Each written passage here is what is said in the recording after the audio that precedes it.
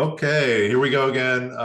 Saratoga Whiskey Club, tasting number 142. We keep rolling here. We're finishing up with our Scotland Adventure series, which I think has been one of the best set of tastings we've had in a while with the club. You know, now that we're able to travel again and find some really special bottles and even fill them ourselves.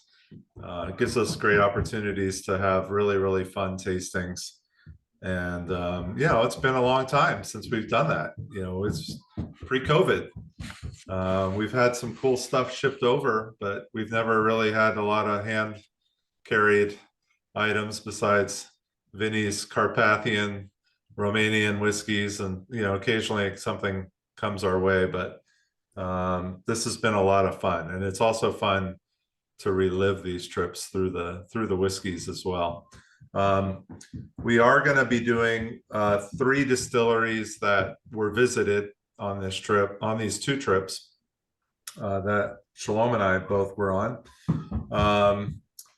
And when I initially thought about doing this series of tastings, it was mostly based on the coastal trip, which we did earlier or in midsummer.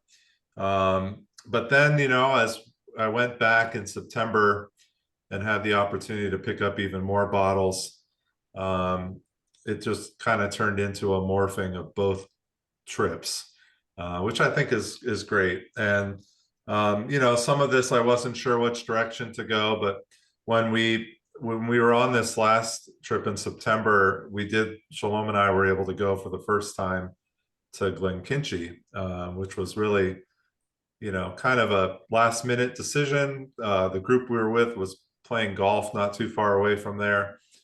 And we said, hey, let's try and get down there and see if we can maybe jump on a tour. And we got down there and they let us join in on a really wonderful tour, one of their more high-end experiences. And then since I got the hand fill from Glenkinchie, I was like, oh, you know what? Maybe we'll try a couple of these single grain whiskeys that we've had in the shop for a while to kind of complement the Glenkinchie. So that's kind of how we're going to start tonight. We're going to start with 2 single grain whiskeys, and as some of us know, most of the single grain whiskeys come out of the lowlands, which is where Glenkinchie is located as well. That's why it all kind of ties in nicely together. But single grain, unlike single malt, is not barley. So we're talking about other grains. We're talking about corn, wheat, sometimes rye. They use a lot of different grains in single grain whiskeys. But the first one, this is quite special. We're starting out with a 30-year-old single grain whiskey. What we've found in the past is that single grain whiskeys really mature very nicely. We've had some quite old single grain whiskeys in the past that have been really great, from Invergordon. We've had a couple of other distilleries as well, but when they get up over to that 30-year mark or more, they truly take on some really beautiful characteristics, and they're also very reasonable. If you're looking at a 30-year-old single malt Scotch, you're talking minimum, $500, $600, $700 for, we're talking a regular 46% or 43% release from a distillery will be, hundreds of dollars more than a single grain 30-year-old. This one, I can't remember exactly. I think it's 169. No, 166. So 166 for a 30-year-old. Again, if this was a single malt, we'd be talking $500 or more. But this is from Claxton's. Claxton's we've had in the shop for a while. They're an independent bottler. They've been around since 2011. And, you know, when we saw this grain whiskey come through the notifications, we're like, oh, this is great, especially for the price again. This is batch 2. Do we know what the distillery is, or they don't? They don't disclose the distillery. We do know it's in the lowlands, though. They do say that. It is matured in ex-bourbon, and it's bottled at the historic Claxton's Winton Bond in the Scottish lowlands. But it says here, this bottling puts grain whiskey in the limelight and is an opportunity to experience a remarkable 30-year-old dram from an under-recognized source. Claxton's knows that mature grain whiskey aged in the best oak can create an excellent dram. This one's in traditional style warehousing in the former grain stores of Sandbed Farm on the Dalswinston estate. So we're going to go ahead and taste. This is 48%, so not too high in proof. As we go through these whiskeys, we're going to be in some higher proofs. We do have one that's actually lower than this tonight, which is when we get to Campbeltown, to kind of start that last segment of the tasting. But pretty light in color. I mean, there is some, I mean, compared to the Oban, as Shalom pointed out, the Oban is really clear water. It's very, very clear. This has a little bit of color. Again, that 30 years.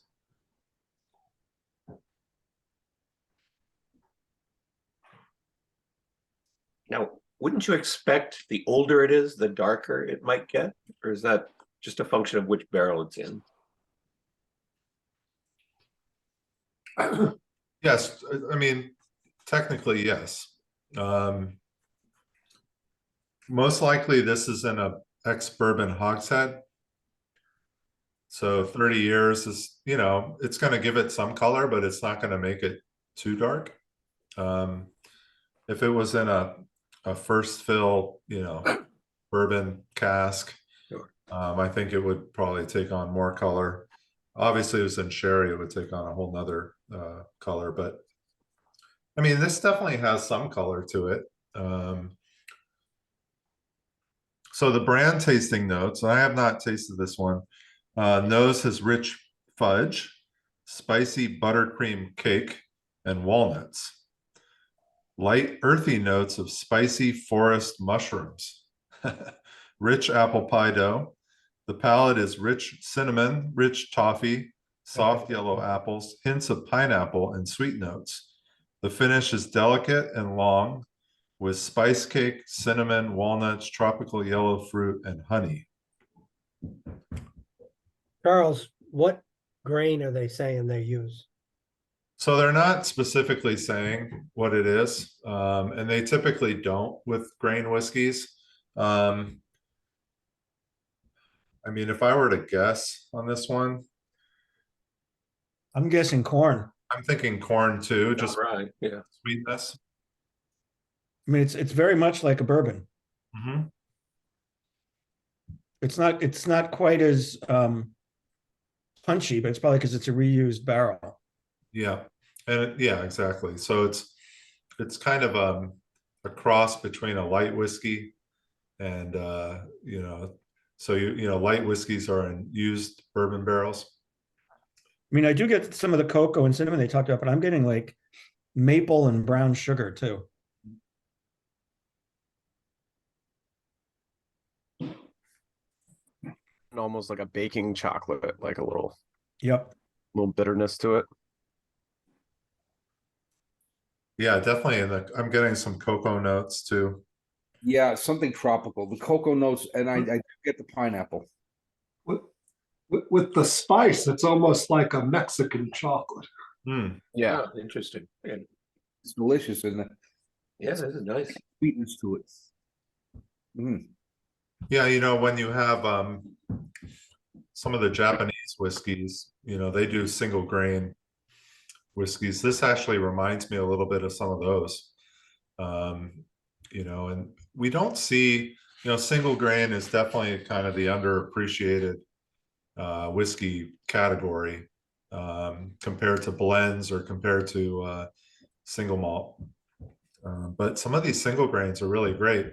Now, if you have a bourbon drinker who's wanting to get into Scotch or Japanese, one of the best ways to go is with a single grain, because again, if it's corn, they're going to at least have something to identify with, even if it's in a used barrel like this one is.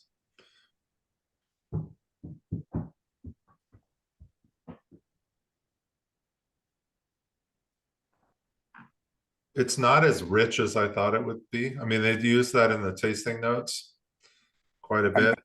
Just really do a side by side because I have the Scotch Malt Whiskey Society Flash I Love You 30-year single grain from Invergordon.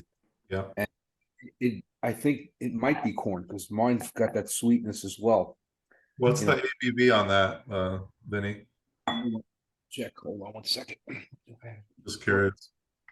I mean, they've added water to this one. Yeah. And that's what Claxton's does in general. So, sometimes when you're adding the water, it will, kind of taste a little diluted, which is kind of what I'm getting out of this one a little bit. It's not as bold or rich as I kind of thought it was going to be. Yeah, this one's up there. Well, actually, this is 52.4, so it's over what this is. This But not much.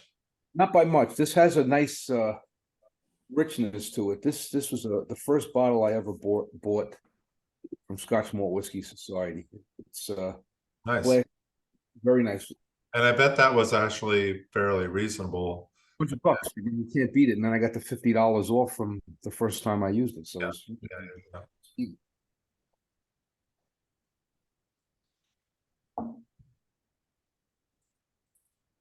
Yeah. that was awesome. Oh, these sips get better with each sip too. Yeah, that's a good start. I think my palate after last night is a little shot. So I think as I get into the whiskey, it's going to take me a little bit to kind of get my palate back. But I'm tempted to go in a little more on this one, but I just might save it for tomorrow.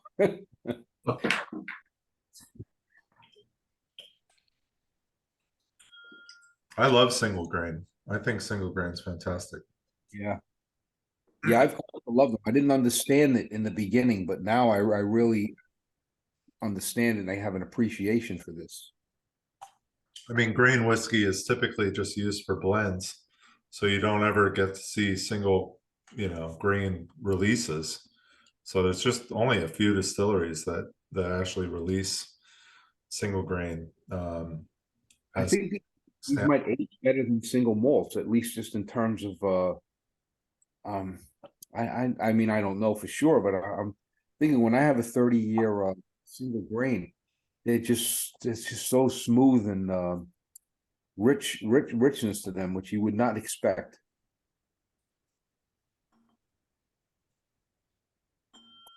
All right. So we ready to move on to single cask nation? All right. So this one, this comes from the Girvan distillery.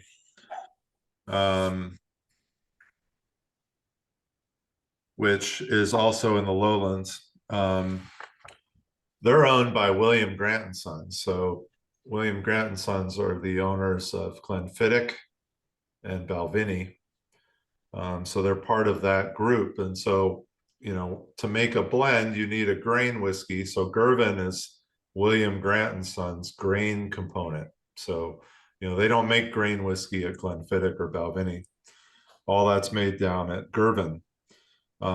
It's one of the largest facilities in Scotland that makes whiskey. And it's named after the town of Girvan. It's also one of the most energy efficient distilleries in Scotland, which is pretty cool. But the big blend that William Grant and Sons makes is called Grant's. That's the one that most people have heard about. They also do make Clan MacGregor. Some of you might have heard of Clan MacGregor. So the grain whiskey made at Girvan is blended with the single malt that's made at Glenfiddich to make Grant's. and this Clan McGregor. So it's not that old of a distillery, so they actually haven't been doing that for too long. It goes back to 1963, which really isn't that old when you think of other distilleries in Scotland. And let's see, they started producing whiskey very quickly with obviously their coffee still or their column still, which is what you use to make grain whiskey. You know, you're not using pot stills. You're using more of your big column stills that run 24/7.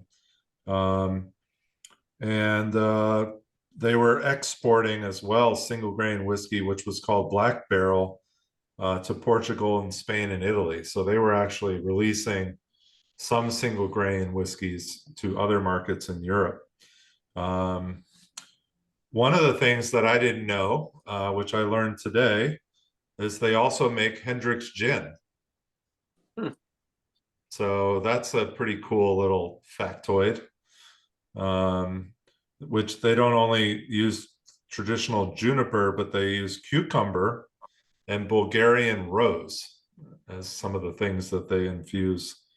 And, you know, Hendrick's is truly popular around the world at this point. But we're drinking a single cask nation release of Girvan. It's a 14-year-old. This is 56.1%. So we're jumping up quite a bit in alcohol here. You know, we really love single cask nation. They put out some really great bottlings. This one's actually been sitting here in the shop for a while.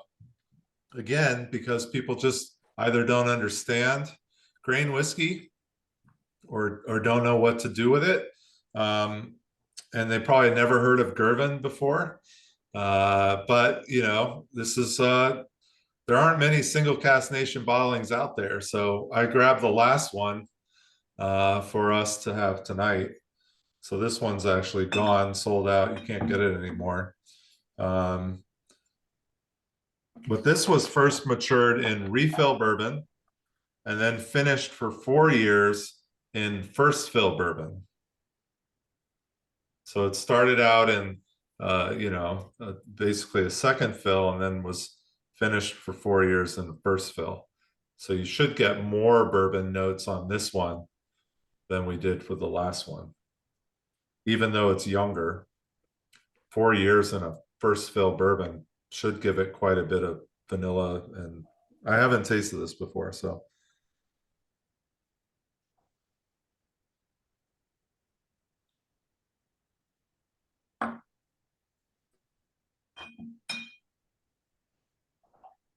Ooh.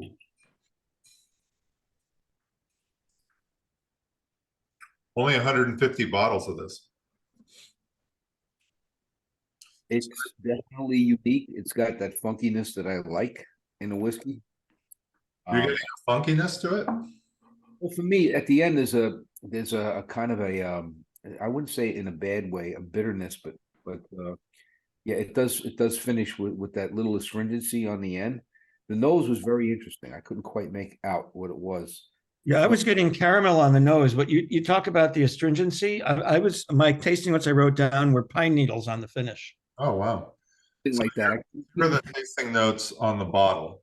It says a very fun example from the Girvan grain distillery that delivers a zingy and effervescent experience that teases the tongue with tart citrus, spicy ginger, and a sugary sweetness.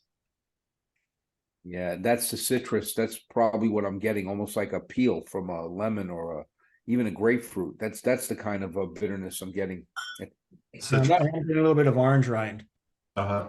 I was almost getting a little bit of mint, but I think that might be the ginger that I'm picking up. I got that on the nose. I thought it might be a little minty. Yeah, yeah. Oh, Holly's putting tasting notes here. I didn't even see that. I had the chat covered up. There you go. Is the rich buttered toast, is that on the single cask nation, Holly? With the vanilla yogurt and fruit? Oh, maybe she's not. Yeah, Yeah. yeah. Okay. That's on the nose, not on the palate. Oh, The okay. palate to me was more of the fruit, yeah. But it's that kind of like almost burnt, not too bad, but like a little bit of a crispy burnt toast. Okay. Like a toasted marshmallow a little bit almost. Yeah, I'm definitely getting a little bit of that marshmallow now that you say it.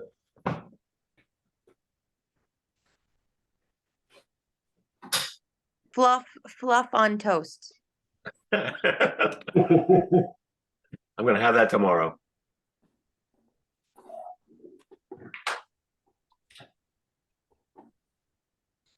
You know, fluff was invented in Somerville, Massachusetts, There you go. and every year they have a fluff festival. Really? So fluff fans should look for that. Is there a fluff convention? I don't know about that, but they've got fluff events. Okay. Full of fluff. This one's growing on me too. Both of these first drams, the first couple of sips were not coming through as well as the later sips for me, but Yeah, letting it sit a little bit definitely brought something out in it. yeah. I like the nose on this one a lot more than the first one. Yeah, this is a nice nose. Well, I like the mouthfeel too. And that's that's a typical sign for single cask nation is the mouthfeel. That's what they told us in their seminar that they go for is the oiliness, the viscosity, that to Well, them, right. If you look at it, it's got interesting viscosity. Yeah. Plants very, very nicely. that's like a key. You almost know with every single cask nation bottling you buy that it's going to have that just because they truly stick to that when they're choosing casks. Which I think is great because that's a quality unto itself that's special in whiskey. Last night we were doing this tasting with these 3 bourbons to start, and the last one, the Field and Sound from Long Island, had, that one to me, just from where I was sitting, I could see right through the glass and how it was just leaving a line right at the top and not moving. I was like, wow, that's, it's definitely coating and not just this watered down stuff. There's some oiliness in there. What was the price on this one? I knew you were going to ask that, Shalom. I have a pending question up there. It says for each whiskey, I was can you? gonna say, he already asked it.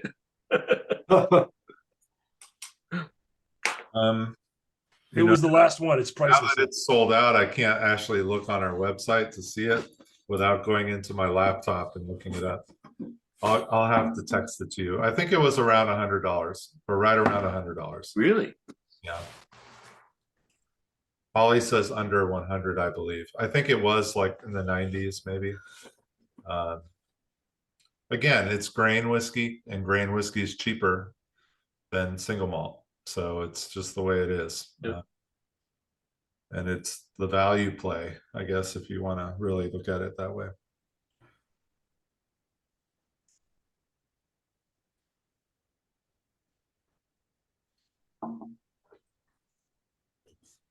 All right, you're going to want to rinse your mouth out after that one, for sure. I think, Rich, I think we should make a Saratoga Whiskey Club field trip next September.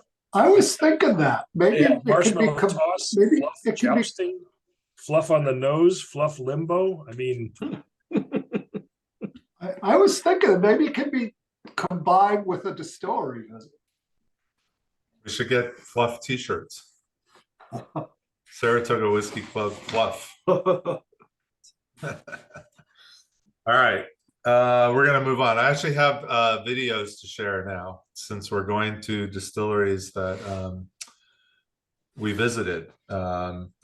So these next 2 are actually quite special. So these are probably the next 2 and the last one are really going to be what I would consider the highlights of this tasting. I mean, they're all great whiskeys, don't get me wrong, but these are the ones we brought back. So the next one we're doing is a hand fill from Glenkinchie, but I'm going to go ahead and show you a little bit of the distillery before we actually taste this one. Let our mouths adjust a little bit. So I'm going to go ahead and share my screen here.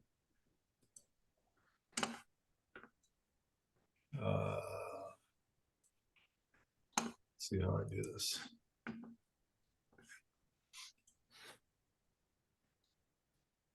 And we might need to give some of these videos a little bit of time to load. They sometimes take a little bit, but Glenkinchie is in the lowlands again. It's southeast of Edinburgh, just a little bit, almost due south, but a little bit to the east of Edinburgh, but in the lowlands. They're a big part of the Johnny Walker group, so the classic malts group. You know, they do, as we've seen before with Clynelish, you know, they're both Clynelish and Glenkinchie play a really, really important role in Johnny Walker's unpeated side. So, you know, we know that Kalila, for the most part, is what's used to make Johnny Walker peated. Some Talisker as well, but really Glenkinchie and Clynelish and Cardew are probably the three big ones that they use for the unpeated side. So really beautiful distillery. I'm just going to go through some of these kind of scenes. They have this really beautiful kind of entranceway. I'm going to see how I can keep moving here. They have like these gardens in the front. I guess it's keeping showing the same thing here. Hold on one second. Was this September? Yeah, this was in September. So this is kind of as you're walking up to the distillery here. Everybody see this okay? Good? Yeah. So this is the front of the distillery. That's your classic Johnny Walker guy there with the dog and the cane and the top hat. I'm actually going to pour a little of this so it breathes. I've always assumed that that's actually Johnny Walker. Well, you know, we did actually learn a little bit about that. You know, it's kind of there's the story is true, but the image is not truly what was going on. I can't remember the exact. Do you remember, Shalom, what the exact reason was behind the top hat and all that? No. Yeah. He was like a young kid who then started, you know, selling whiskey out of his grocery store. So No, but he never actually dressed up like this, though. no. You know. This was to Clynelish. They talked about how it's evolved, Yeah. obviously, and it was always supposed to be like a gentleman, like who would drink Johnny Walker. It was like a gentleman that was a business, you know, a successful businessman. Yeah, that's who it represents. So it changed as the attire changed for a gentleman.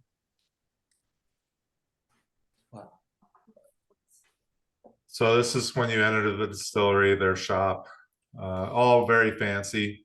They did let one of the people on our tour ring this bell to kind of get started with the tour. You kind of go into this room, you see one of the old stills, and then they take you through the basics, right? So we've all seen this and done this. You've got your basic chart there of your grain, their grist that they create. You know, they use a Porteous mill, which we've seen many times in lots of distilleries. You know, they're the famous mills that don't break down. So the company went out of business because they made them too good. And then you have some really old school kind of funky machinery. Looks like they're ready to send somebody to the moon. This is the mash tun. A lot of stainless steel in Glenkinchie. Doesn't have a lot of the kind of classic old school look. It's more kind of modern. They had a whole wall here of all of the people who worked with the distillery over the years. Pretty cool. I mean, the tour was really great. They actually took us through I didn't have any pictures of this, but there was like a mini museum model of what a distillery looks like, all the different parts of the distillery. And, you know, they even had the worm tub and all of these things in miniature. Really well done. So very educational. And then here we are, once this loads, walking into the fermentation room. Wooden washbacks.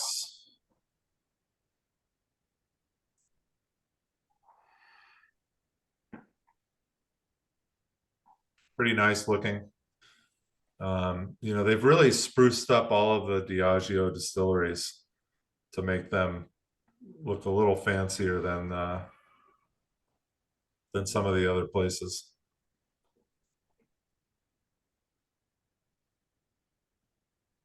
This is looking into one of the washbacks.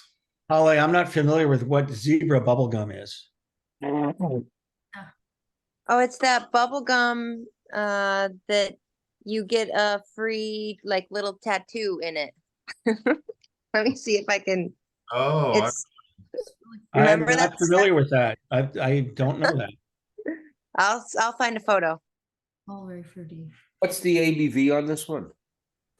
yeah, 1 second here. So the ABV on this is 54.8. So here are the stills at Glenkinchie. You can see they do have kind of this bowl. It's not a classic bowl, but it does narrow and then, you know, get wide again. So that does offer some reflux. And then you have the line arms that are pointing down, which also makes it more difficult for the vapors to get over. You know, if the line arm was horizontal or pointing up, that makes it easier. So definitely a little bit more kind of a more reflux kind of situation going on here. Let's see here. There we are. The scary duo. This is a recharred red wine cask, right? Yeah, I'm gonna get to the picture of the bottle, Phil. That's the Spirit Safe. They didn't want us taking videos too close, so I had to zoom in.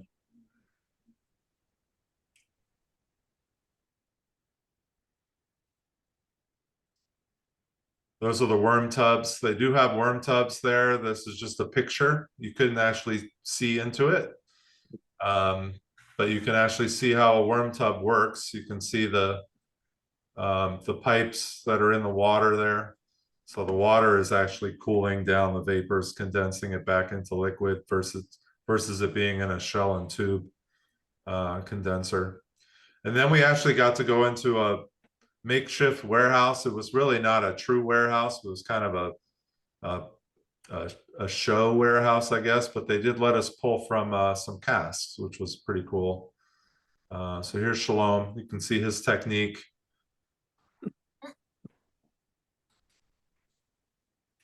Except that's one.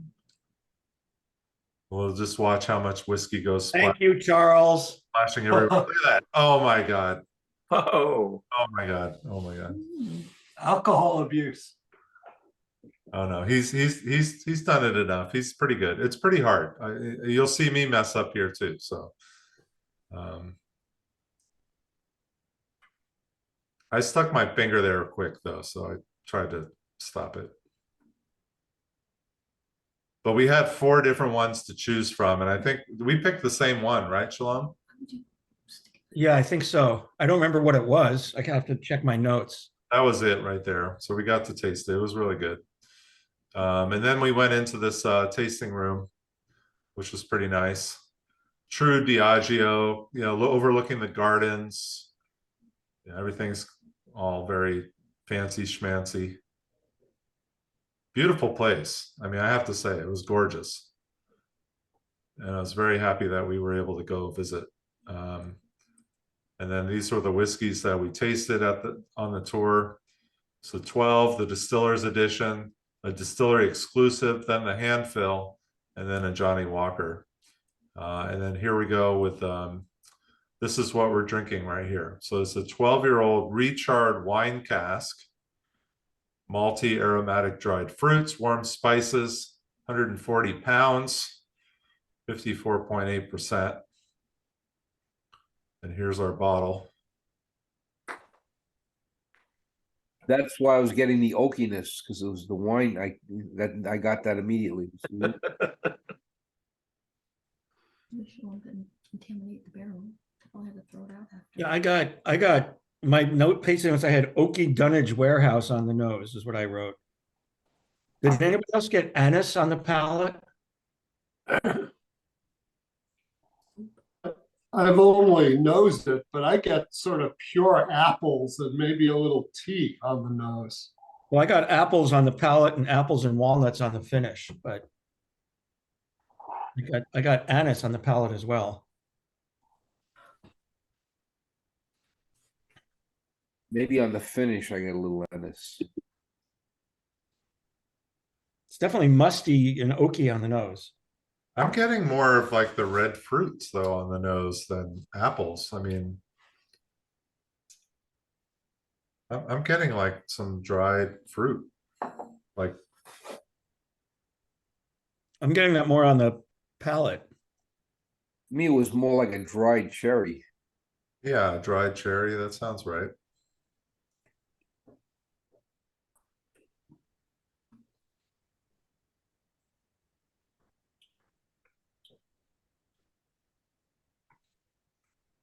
Do they ever change his coat and boots? Johnny has buns of steel. What's that? You ever change the coat, boots, and hat? Tons of bronze, maybe. Yeah, but buns of bronze. I don't think that you can change anything on that. I think it's pretty well glued on. Painted, yeah. What do you guys think of this one? I really liked it. I liked it. Really loved the nose and how it kind of matched. So for me, it was a winner. Yeah, this one's a real winner. I like this a lot. Yeah, that's my favorite tonight so far. I love it. I'd say for me too, so far. Yeah, I'm getting actually some like butteriness to it now too on the nose. I definitely get more of the dried fruit on the palate.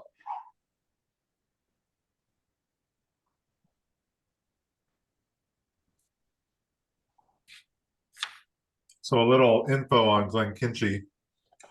It lies in a glen of the Kinchie Burn near the village of Pencaitland, situated only 15 miles from Edinburgh in the farmland.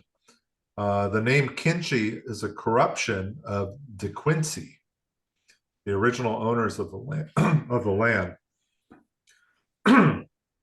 The origins date back to around 1825. This goes pretty far back. Again,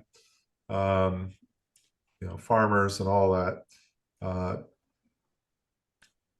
In 1969, the distillery stopped malting its own grain, and the malting floors were turned into a museum. So they also, ended their own maltings, which is pretty common now that most people source their malts from somewhere. But the Glenkinchie label was relatively little known until 1989, which was when the Classic Malts brand was created by United Distillers. And that's, when a lot of these Diageo brands kind of made their name at that time. And they have to say they did a really good job with that. The Classic Malts was an ingenious kind of marketing move. It gave people a reason to learn about these distilleries, to visit them. You could get them checked off. It's like kind of the Bourbon Trail when you go around and you can check off the distilleries.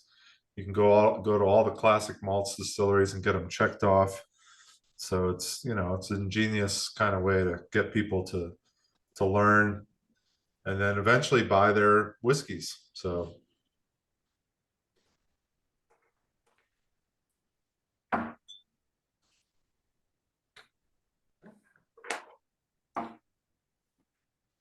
So Holly said it's so rare to taste Glenkinchie in this form.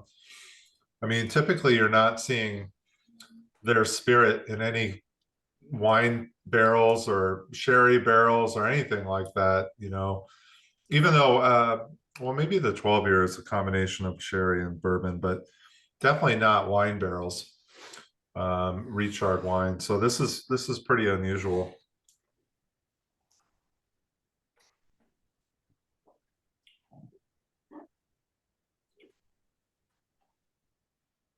Yeah, there's no independent ballers that do Glenkinchie. And truly, yeah, there's only a few classic releases from them, the 12 year, 15, the distiller's edition.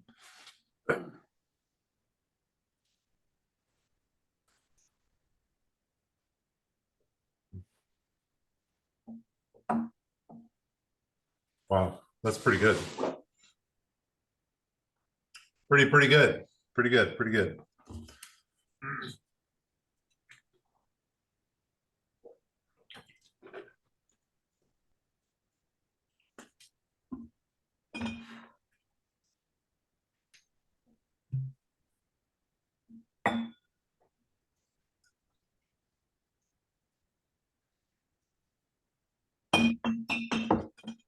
Okay, so we'll you guys good? You want to wait a second before we move on, or you guys like that one? Pretty good. Oh, Yep. all right, we're not going to Balbler. Like it a lot. Good. I'm gonna get the ABV on on the Glenkinchie. that. What would you say? 54.8. So 109.6. All right, so we're going to now move a little further north. We're going to kind of get back onto our coastal tour. So those that were with us on these last Scotland tastings know a lot about our coastal tour. And I'm going to pull up some stuff on Oban.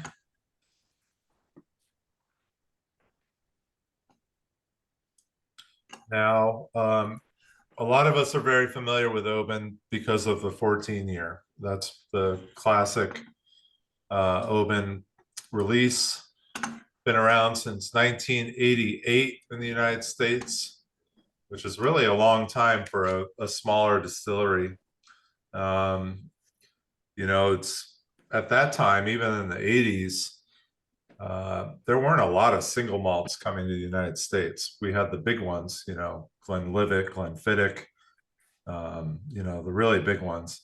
But Oban, you know, they've been around a long time. 1988 in the US, that's really a long time. And they started with the 14 year, and they've consistently released that in the US, which is pretty amazing. But they're located in the town of Oban.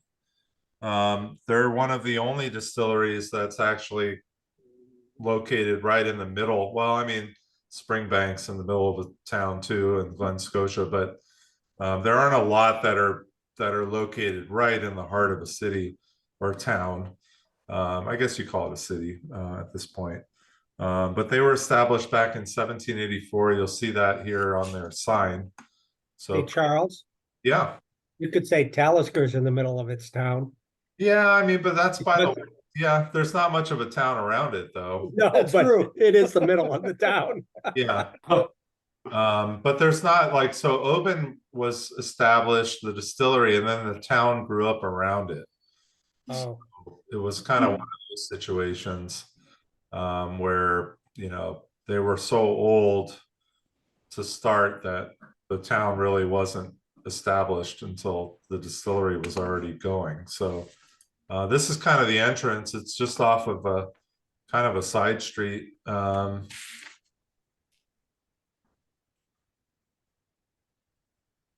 Right near the water, right near the port. And we'll go into the distillery here again. We'll talk about some of the things that they do there. So this is their mill, another Porteous mill, but it's an older kind of version of it.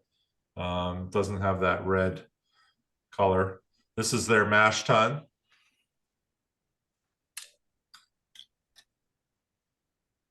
They weren't mashing at the time, but we can see inside. This is pretty cool. You don't always get to see this. So this is some of the draft that was left over after they emptied out their mash tun. Just some of the stuff that needs to be cleaned out. But kind of cool to see the inner workings, how it all gets mashed around. You know, these levers inside are pushing things around. And then we go into the washback room. Again, wooden washbacks. If you look on the bottom of this picture, you can see how far down they go through the grate. They're pretty tall. This is looking down into one. So here we go with the stills again. Very actually quite similar to Glenkinchie in a way. You know, it has that same shape.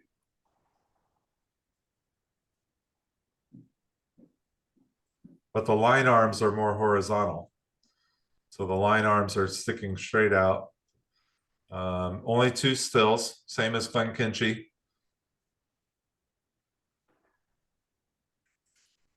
Here's some of the spirit flowing into their safe.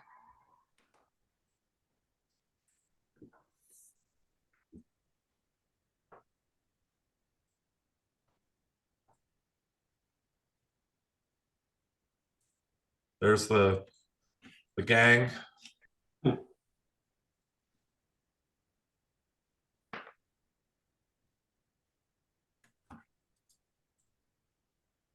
They did have a distillery exclusive that we tasted. We didn't buy a bottle of it because we knew we were doing the hand fill, but it was quite tasty. I do remember that.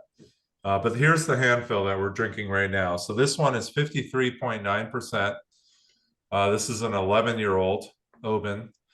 Again, very rare to ever get a chance to taste Oban at cask strength. You know, they don't work with independent bottlers as well. If you're ever going to find anything special, it'll probably be just at the distillery. Okay. So, you know, we got to do the hand fill there. There's my goofy face. And here's our bottle. You can see how clear it is in the bottle.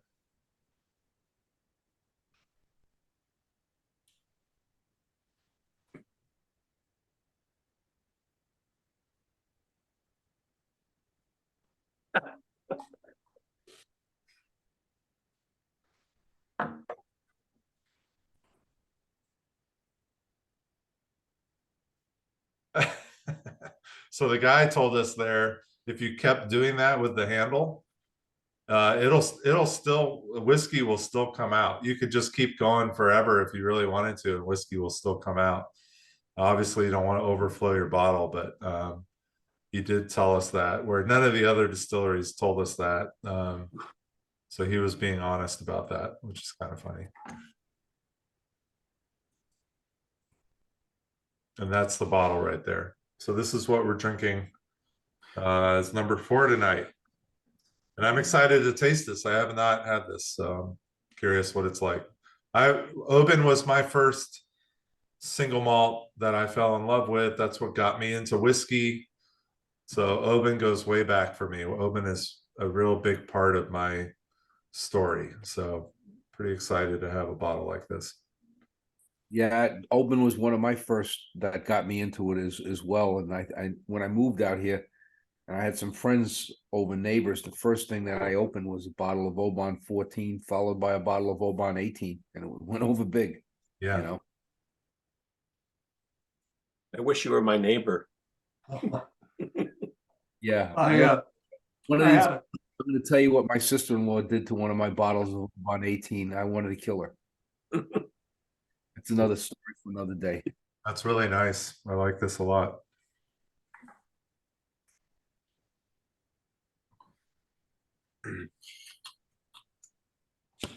You know, the palate and finish, I'm just getting like vanilla fudge and vanilla cream frosting, and Yeah, I'm even getting a little orange. the nose was a little disappointing. All I was getting was a little bit of light vanilla, but then the palate and finish are really wonderful. You know, you said orange, or you said orange, right, Vinny? Yeah, I got a little orange on that. So that's a classic Oban character. No, yeah, the orange peel and you could tell it's a coastal distillery. I am picking up a little of that coast, that little I don't know how you call it. It's kind of almost like a brininess. It's not peat, it's a brininess that you get from a coastal Scotch. Almost antiseptic. So they do use a very, very, very, very, very tiny percentage of peated malt. Yeah, I did pick that up, you know, because I would. I know Holly mentioned it in the comments. I'm struggling to find it myself, but Yeah, I picked it up on the first sip, but I wasn't sure whether I was tasting peat or not. I thought it might have just been that briny like antiseptic note that you get from some coastal scotches. I'm getting it at the very, very end of the finish. Mhm. It's coming through. Just a whiff of really, really small though, for me. But Yeah, just a kiss of peat.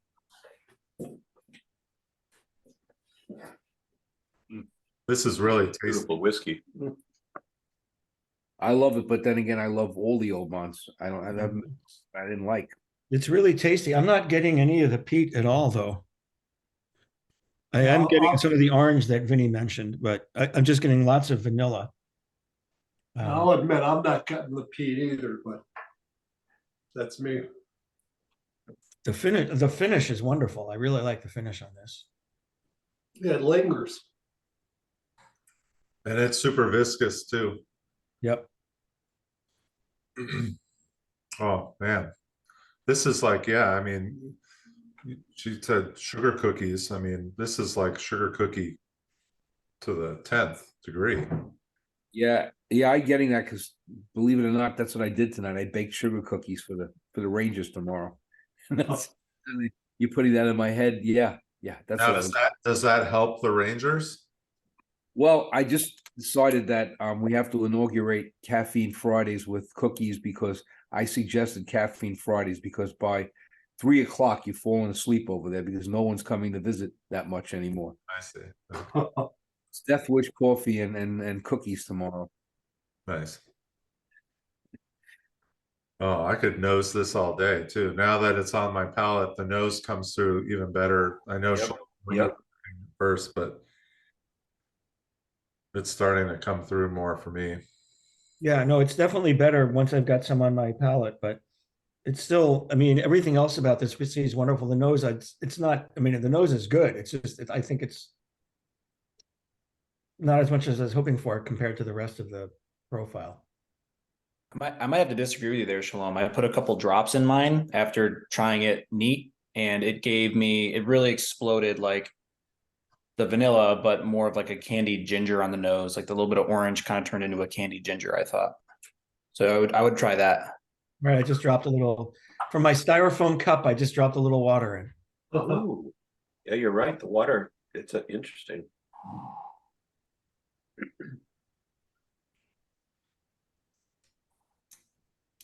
You do pretty well with styrofoam cups, though, from what I recall. The ringer in an advent calendar if he has a styrofoam. Oh yeah, that really opened it up. Actually, it's a wax coated paper cup. It's not styrofoam. It's Even worse. doesn't- You know, surprisingly, California used styrofoam. You'd think they'd be more conscious, but Why didn't you bring glasses with you, Shalom? I did. I'm drinking the whiskey out of glasses. This is Oh, got it. is in the paper cup. The whiskey is in my Glencairns. Got it. For me, the water changes the nose, but it also shortens the finish. Oh yeah, the nose definitely changes with a little water. I was gonna say after I thought about it that I think it made the nose better, but now I'm like, it makes the palate just less. Yeah, like I mean it's obvious, but more watery. So I'm like almost regretting it a little bit still. Well, the palate got more viscous though with the water. More vanilla when you add the water. Yeah. Definitely more vanilla, caramel. Yeah. I actually don't mind it with the water. I understand what you're saying about the finish. I mean, we're dropping the ABV, obviously, Yeah. But I but like the palate and the nose more with the water. I think I do too. I mean, it's pretty amazing. I love how you can do that. I mean, you know, it's an option, right? And in a whiskey tasting, you can always try different things. Prime example of don't be afraid of doing it. Exactly. I always keep, for all these tastings, I usually will try to keep like the last third, I'll put a drop or two of water in it just to see what the water does. Yeah. No, it's a good idea. I have to remind myself to do it sometimes because I forget. I don't know. There's something about cask strength that makes me want to just suck it right out of the barrel and not even think about water. But And you ladies.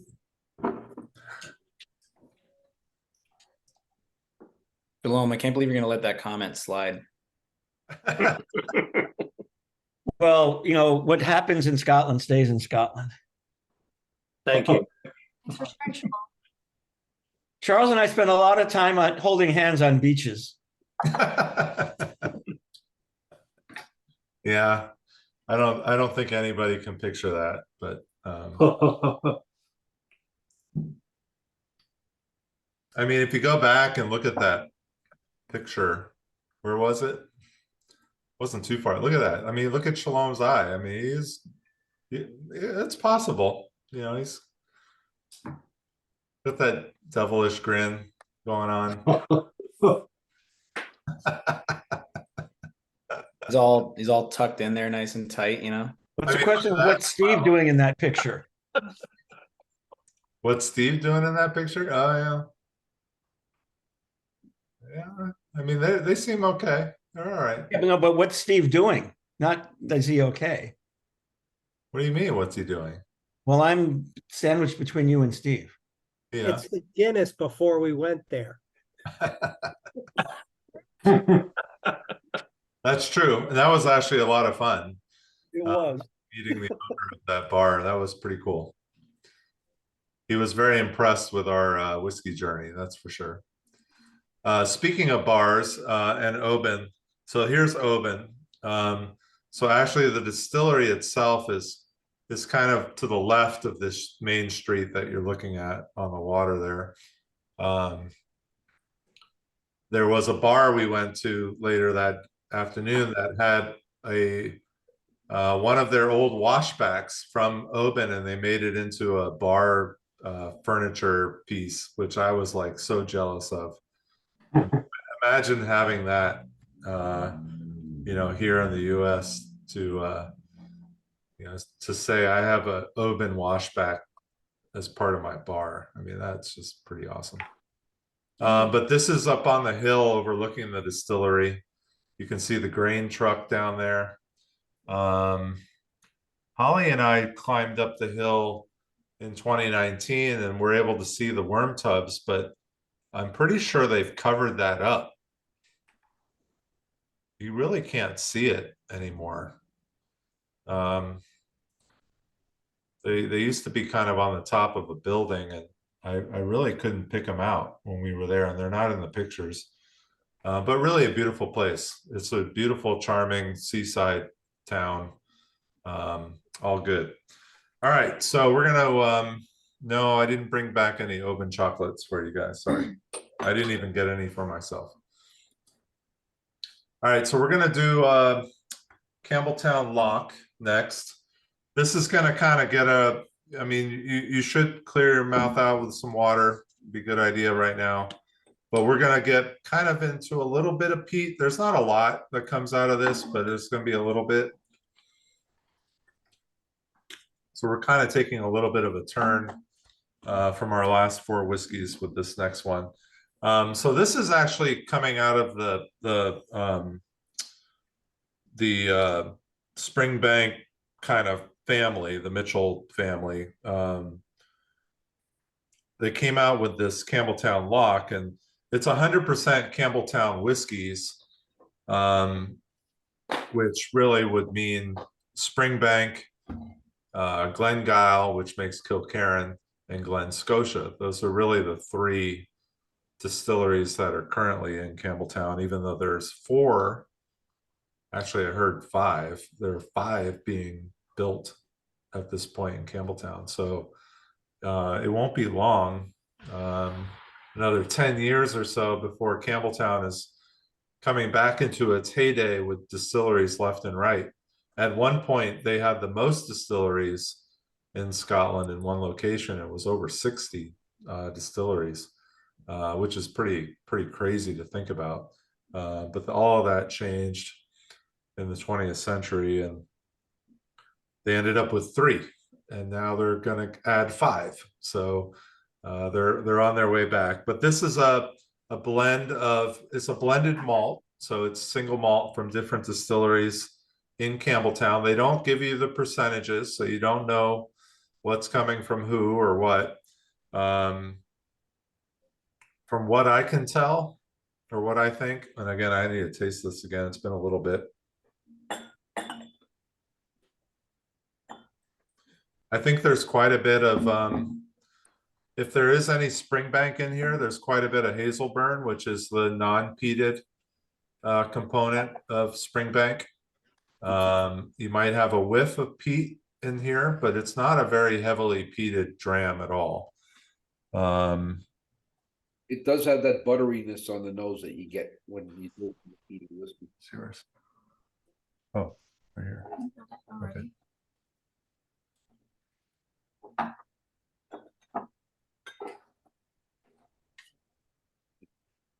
Now I get the peat.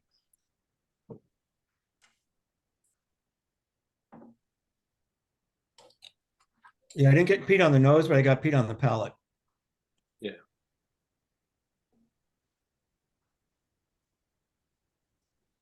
So this is an allocated bottle. So this is, you know, Springbank now is almost impossible to get. You know, we were able to get, I think, 1 or 2 bottles of the 10-year-old here in the shop, and then we got some Kilkerran. Wow. Some of that we used in our anniversary party raffle. But we only got, like, I think 3 or 4 bottles of this Campbeltown Loch, which you know, it's quite amazing that something like this has become so allocated so quickly. Crazy, because I have Springbank 10. I thought it was easy to get. Yeah, no, it's not anymore.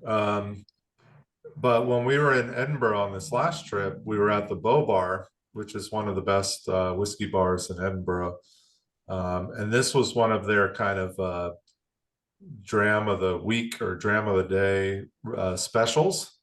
And they had it, I think, for like £4 or something like that, which is like $5. Wow.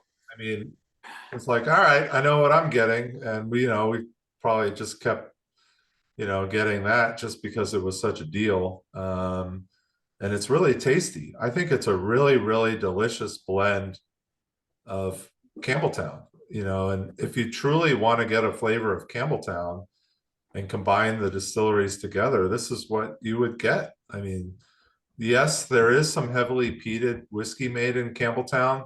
There's not a lot of that in this, but that also, the heavily peated is not a big percentage of what's made in Campbeltown as well. So, you know, I think this is a fairly good representation of what Campbeltown has to offer. And it's really, truly a wonderful place.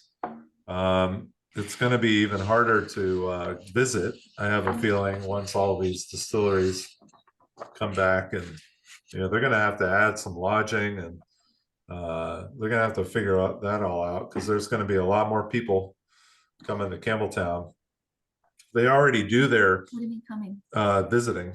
There'll be a lot more whiskey people coming to Campbeltown visiting. You mean with you on your trips? No. Once these new distilleries are open, yeah. You know, they do the Campbeltown Malts or Campbeltown Malts Festival now, right before the Fèis in in May, and I mean, it's impossible to get a place to stay. I mean, most people, if they go, they're going to go camp.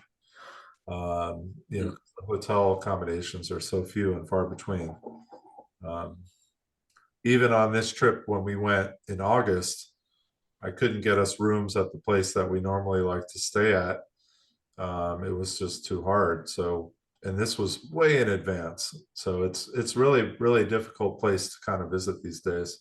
Charles, we Yeah. really suffered in that hotel we were in. Oh no, it was where we stayed. It was great. We ended up staying at the other really nice hotel in Campbeltown, which I hadn't stayed at before, so I wasn't 100%, you know, sure what it was going to be like, but I knew it was good because obviously there are not a lot of good places there. The rooms are actually more accessible at the place we stayed this time. In the Art Shield Hotel, you've got these narrow little hallways and tight winding staircases. Yeah, but it makes it funky and fun. Yeah. Yeah. It's very unique. I like that. And the bar there obviously is fantastic. Yeah.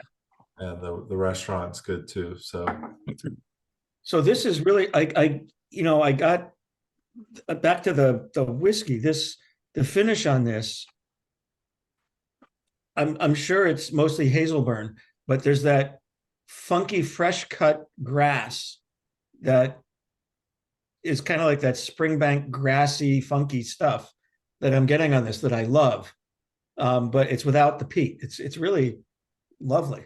This is kind of a crushable whiskey. It's a little bit scary how easy it is. How much do you sell this for?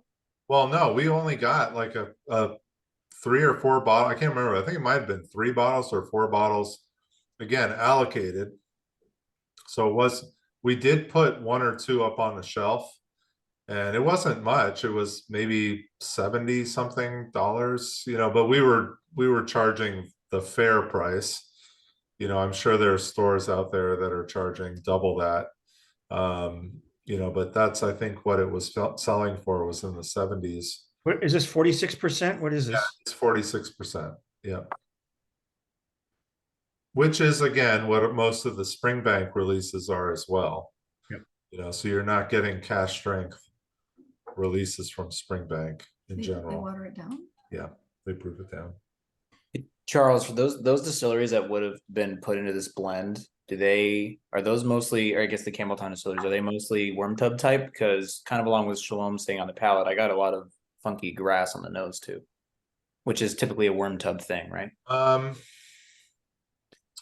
think it's more their moldy equipment. No, that I don't think they are worm tubs either. I think they're all shell and tube condensers. And Springbank Distillery is unusual in that for Scottish distilleries, like lowland distilleries like Auchentoshan triple distills, and a lot of the distilleries in Ireland triple distill. Most distilleries in Scotland double distill. Springbank, they call it 2.5, but it's really triple distilled as well. Okay. Yeah, it's like 2.7 or something. They have some weird. It's triple distill. I mean, what's interesting is if you look at, it's either the Glengyle or the Hazelburn, they say that one is triple distilled and Springbank is double distilled. I don't, or 2.7. I don't even know what that means.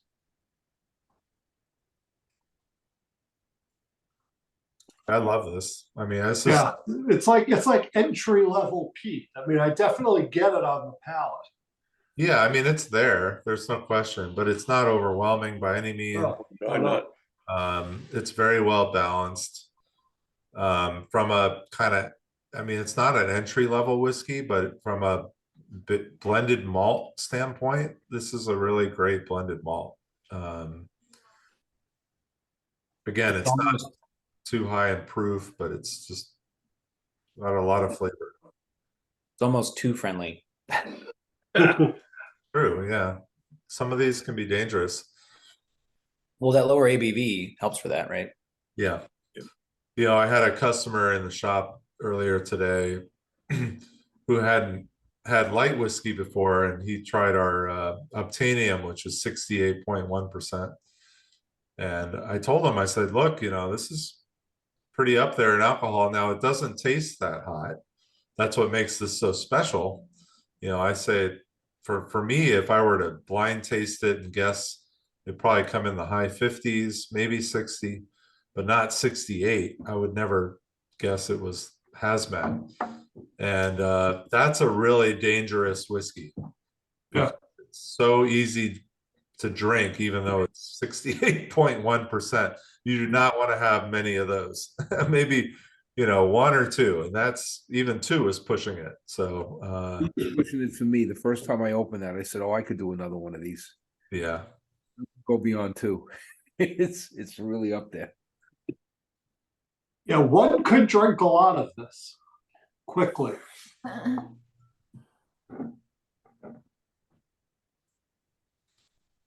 mean, it definitely, and we'll see this when we taste our next with Glen Scotia, but there is some Glen Scotia in this too. We can't omit, the fact that they're in this as well. It does say it is a combination of everything in Campbeltown right now. So it's not just Springbank, even though it is released by Springbank. There's definitely some combination going on here too. And speaking of which, let's maybe talk about this Glen Scotia. This is one that I'm really excited about. I'm going to actually share some Glen Scotia screens here.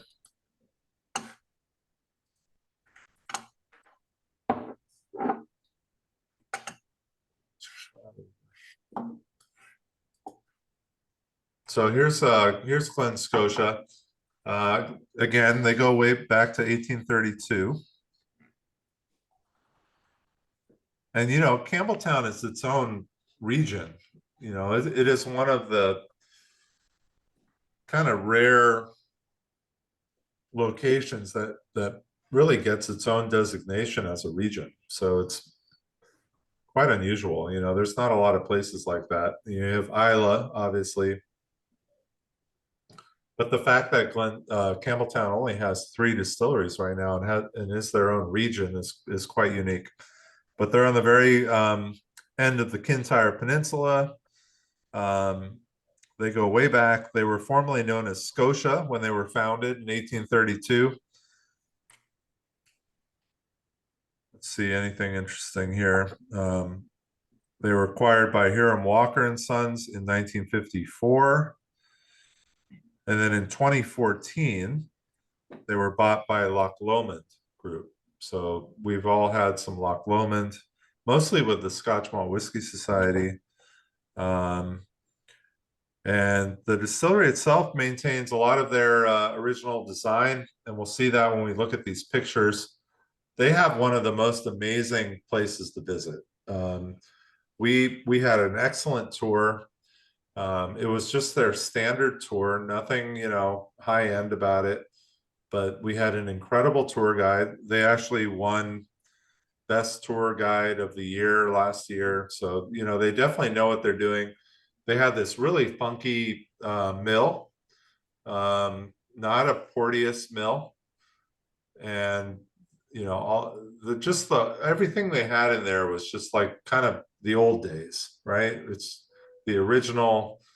They didn't even clean stuff up. It was kind of just left the way it is. This is their mash tun. I mean, remember earlier with some of the mash tuns we looked at Glenkinchie and Oban, these big stainless steel, enclosed, not open. They have maybe had a window you could look into. Well, this is like a completely open, thick steel mash tun. There's the mash inside of it. Really, really cool. Very, very unique. You don't see anything like this anywhere else. Springbank, actually, their mash tun is pretty unique too. But this was the first time seeing actual mash at Glen Scotia. It was pretty cool to see how it was all working there. They do a lot of their stuff old school by hand. It's in a book. Their washbacks are stainless steel, which is okay. Oregon pine and cypress and all these things that they use for washbacks. I mean, there is some charm with that. but from functionality standpoint and from cleaning standpoint, you know, they really made a point at Glen Scotia that there's nothing wrong with stainless steel washbacks.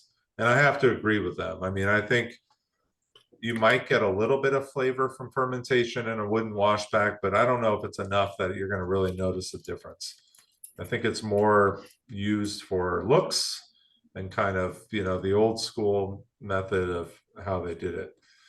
So here they're stills, very different from what we saw previously. These are really wide, fat stills, no bulbs at all. This is just straight up vapors going up, but very wide. So, you know, again, it's not that easy when it's wide for the vapors to get up and through that horizontal line arm. You know, these are wide, fat copper stills. Beautiful. Only 2 of them. All these distilleries that we've done tonight, all just two stills, which is pretty cool. There's the wash still and the spirit still. Really, really fat line arms. Look at how wide those line arms are. And they're very horizontal. That was our tour guide. She was great. I mean, Shalom, you have to agree. That was one of the best. Yeah, I'd say she was the best tour guide I've ever had. Her knowledge of every aspect of the process, plus her sense of humor. She was. Yeah, it was really great. These are some of the brewing tanks outside. That's one of their warehouses.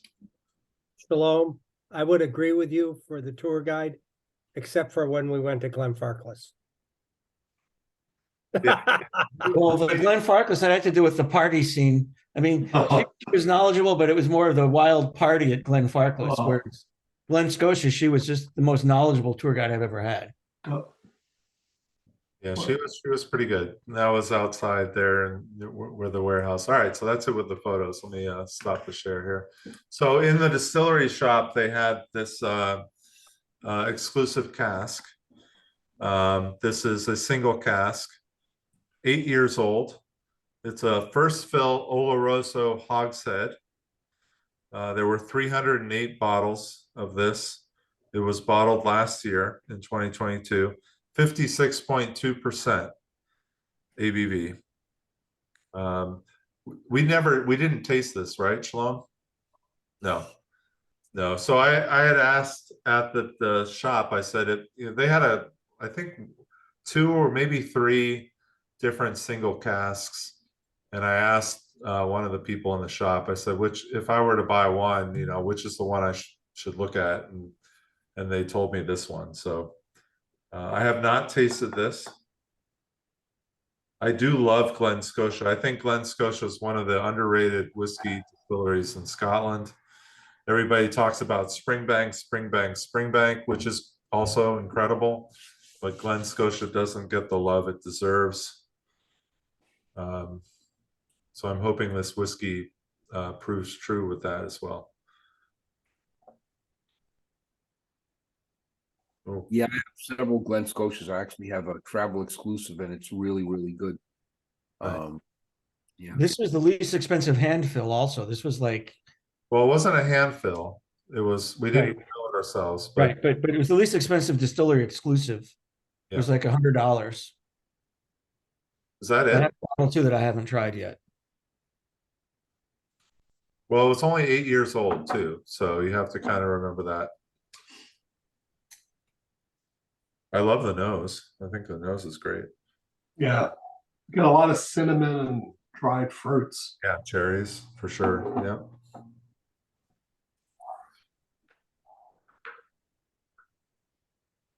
That cinnamon really comes through on the palate too. It's just like super mouth coating.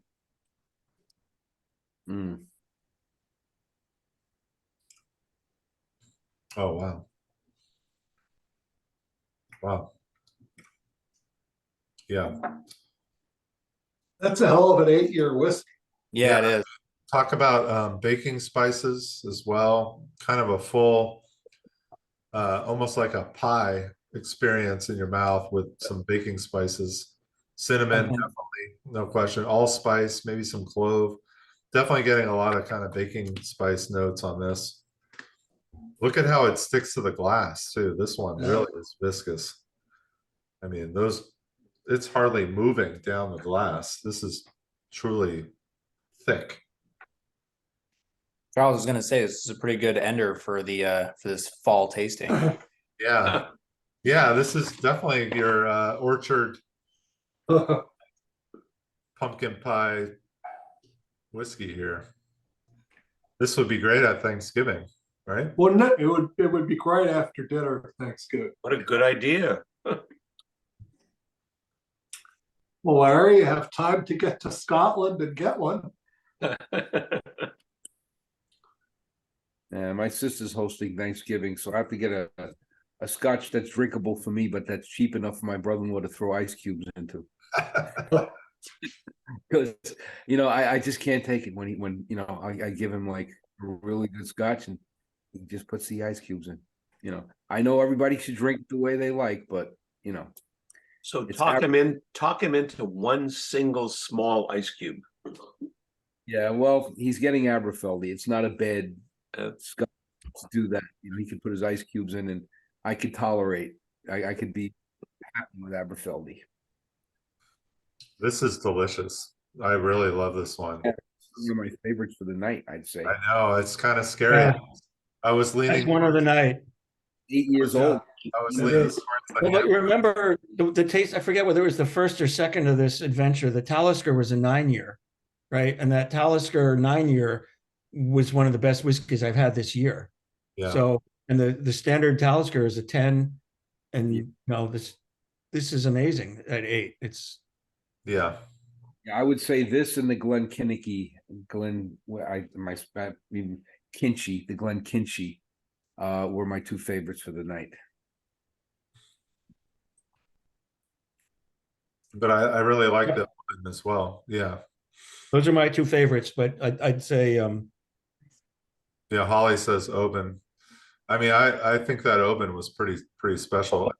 This The is- Oban, yeah, that's up there for me too. I had that in a tie with the Glenkinchie, but I have this above those.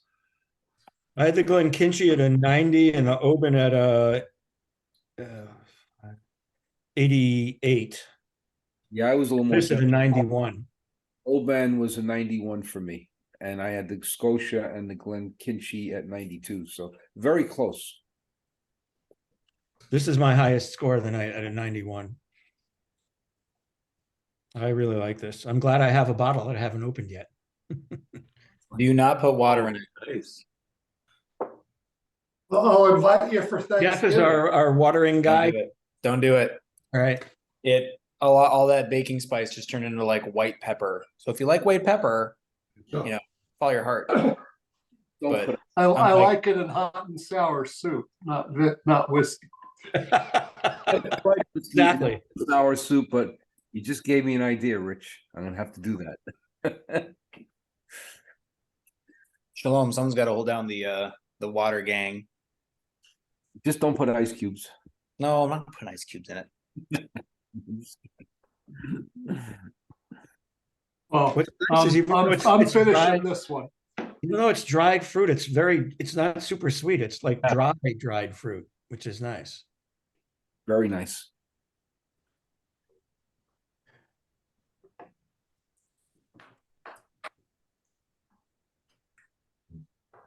there's not a lot of peat on this either.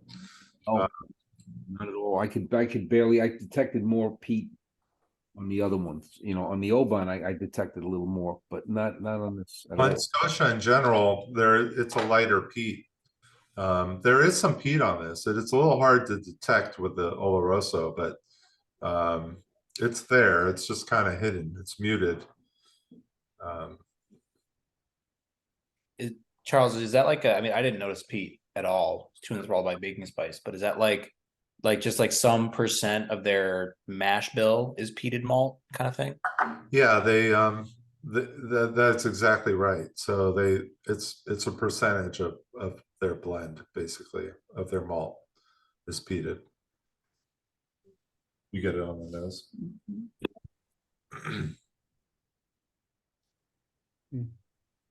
Shalom, you're just gonna have to save some of that for us. Okay. So I Dennis, haven't opened mine yet. So yes, I'm Dennis, do saving you it like just for this you, one? Dennis. I'm saving here for this because I want to enjoy it. I was thinking of inviting Shalom for Thanksgiving. Dennis, what were your favorites tonight? And Steve, I would say the Glen Scotia. I really? like Claxton's. Mm. I did not like the single cask, the Girvan. Okay. I liked the Glen Scotia and the Campbeltown I liked as well. Okay. One of the things I really treated myself to when we were in on our Scotland trip was I went out to one of the whiskey shops and bought a bottle of Glen Scotia 18 that I've been enjoying. Nice. And I did like the Hazelburn that we got at Springbank. Mine's all gone, but I don't know how that happened. It happens. You don't know, it just happens. That's the way it works. I'm really, surprised that I knew this Glen Scotia was going to be really good, but I didn't realize it was going to be this good. This is really pretty good. In terms of just overall flavor experience, Yeah, it's lovely. It's not. Oh, now I am getting the peat on the finish. It's not like a big sherry bomb like a lot of Olorosos can be. It is a hogshead, so but which is a little surprising. There's only 308 bottles being 8 years old, so it's not a very high output. Why is it the color? But you do get the sherry influence. Mm-hmm. It's just not hitting you in the face. Mm-hmm. No, not like an Avalor. There you go, Dale. I gotcha. Nice. I love it how everybody's different tonight. And that's really, again, what it's all about. I like the Glen. I like the Glen Scotia as well. It's just, but looking at my scores, that's the way they came out. Yeah, I would welcome any of these, Shalom, if you had a spare dram. Yeah, every single one of them was phenomenal. So from what I'm hearing, Dale, anytime, that's the connection that we can make. the follow-up tasting is at Shalom's house, I understand. I think he has 3. Did you buy this Glen Scotia? I did. All right. I have the Glen Scotia, the Oban, and the Glenkinchie. Oh my God, I'm coming. I mean, this is, it's hard to choose your favorite out of like 6 really excellent drams. Have you opened any of them, Shalom? Those 3? All right. Nope. Not yet. I opened, the Talisker that we got on the first leg of that tasting journey. Yeah. That one I opened, and there's not a whole lot of that one left. Wow, really? There's maybe between a third and a half the bottle left. Good for you. Is that your breakfast dram? Yeah. Steve, you bought a bottle of that too, didn't you? Steve, you bought a bottle of that, right? Yeah, we all filled that one. Have you opened yours yet? Yeah, I'm about where you are on the same one. I love that dram. Yeah. My Talisker Port Ray. I don't know what happened to that either. So when we look at all 3 of the tastings in this adventure, I would say that Talisker was my favorite. Yeah, I was a Talisker fan before we went to the distillery, and it just kind of solidified it. Well, I think about think about this journey. Okay, a lot of you have been here for all 3 of them. We did Highland Park, we did Scapa, we did Kleinleash, we did a number of Kleinleash. We did some really, really incredible whiskeys along this journey. The Ardnamurkins were fantastic as well. Obviously the Talisker was special. We did some kind of off the beaten path ones too, and the Speyside that we didn't realize were Speyside. But then we got back on track. I mean, tonight, I mean, the single grains obviously were a little unique and definitely not, part of that journey, but they fit in with the Glenkinchie. They were fun. I mean, it's been a really fun kind of roll through some pretty great areas of Scotland, and I love this. This is kind of what brings me back to the early days of the club when we were doing this more often. And it's not as easy to do now, but hopefully we can keep it rolling and continue this next year as well. But I'm going to stop the Charles, I recording. would say that, Yeah, go ahead. okay, go ahead. No, go ahead. Go ahead. All right, let me. I was stop going to say that real quick. not only the whiskeys,